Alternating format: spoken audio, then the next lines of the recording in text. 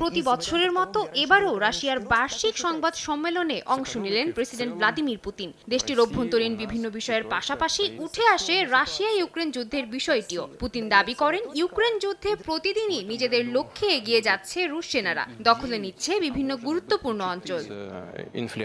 প্রতিনিয়ত পাল্টাপাল্টি হামলা চালালেও ইউক্রেন যুদ্ধের ইতি টানতে ট্রাম্পের সঙ্গে আলোচনার টেবিলে বসতে রাজি আছেন বলে জানান রুশ প্রেসিডেন্ট। বেশ কয়েক বছর ধরে মার্কিন প্রেসিডেন্টের সঙ্গে আলোচনা এড়িয়ে গেলেও ট্রাম্প শাসনামলে তার পরিবর্তন দেখা যেতে পারে বলে ধারণা করছেন অনেকেই।